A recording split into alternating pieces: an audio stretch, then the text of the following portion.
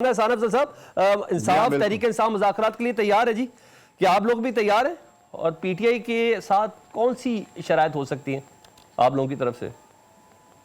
बिस्मिल्लाहिर्रहमानिर्रहीम। देखिए, हुकूमत को हर वक्त तैयार रहना चाहिए कंसेंसस बिल्डिंग के लिए, और हुकूमत का बिल्कुल ये फ़र्ज़ बनता है कि माहौल को ठंडा रखें। और हमारी यही कोशिश थी कि हम इनको शुरू दिन से दावत देते रहे कि आप असेंबली में आएँ, असेंबली को चलने दें।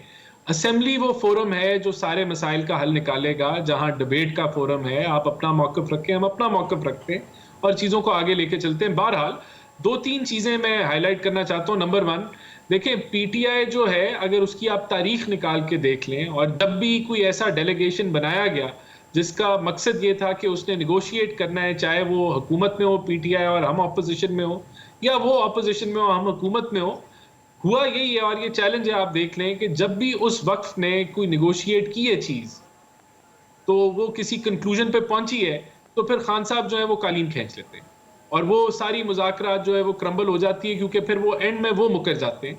तो बहरहाल अच्छी बात है कि अगर इनको तो इस एहसास बारी हुआ अगर है आप कि मुकर गए बातचीत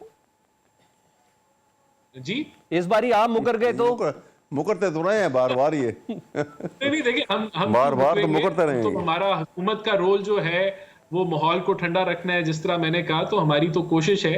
बात ये है कि 2-3 चीजें आप आपने इतनी किस चीज स्ट्रॉन्ग के ऊपर पोजीशन जो में है हैं। वो देखिए। एहसान अफजल, एक तो आप मेरे गेस्ट भी और मेरा और आपका दोस्ती का भी एक रिश्ता ना, तो इसलिए मैं बहुत सी चीजें फ्रैंकली कर भी देता हूँ। आप लोग हैं इस पोजीशन पे कि मुज़ाकरात कर सकें इमरान खान साहब से, उनको इन शराइत पे मनवा सकें?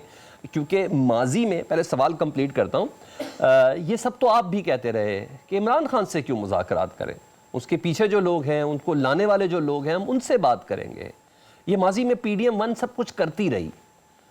अब क्या आप इमरान खान साहब से बेहतर पोजीशन पर हैं?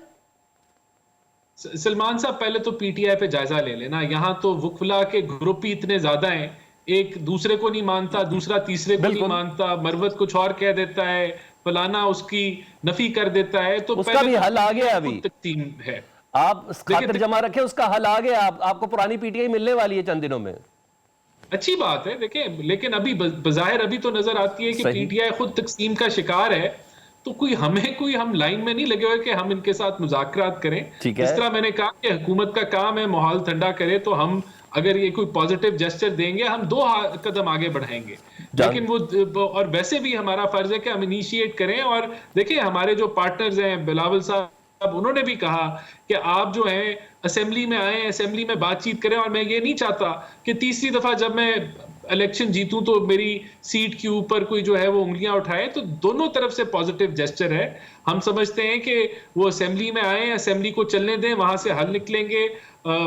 हम इसको वेलकम करते हैं अगर ऐसा है। लेकिन ऐसा लगता नहीं है। जो गंडापुर साहब हैं, वो तो कहते हैं कि मैं काबिज होने लगा हूं इस्लामाबाद। डिसोन कर दिया उनकी स्टेटमेंट को ना, पूरी पार्टी कंडेम करिए। एक शख्स भी ऐसा नहीं है, हमारी 3 दिन से गुफ्तगू हो रही है, एक शख्स भी ऐसा नहीं है। ऐसे जज्बाती नासिर जावेद लतीफ की शक्ल में आपके पास भी है।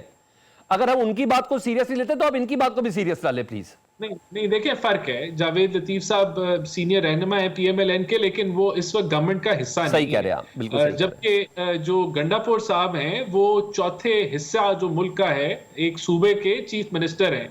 और जब वो कहते हैं कि मैं इस्लामाबाद पे काबिज होने लगा हूं, या मैं उधर जाके कुछ कर दूं, तो इसका बहुत ज्यादा वजन है, बहुत ज्यादा वजन। आज तो केसेस भी खत्म हो गए, बाजत बरी भी हो गए, वो जो 2-2 चीजें थी उनके पास।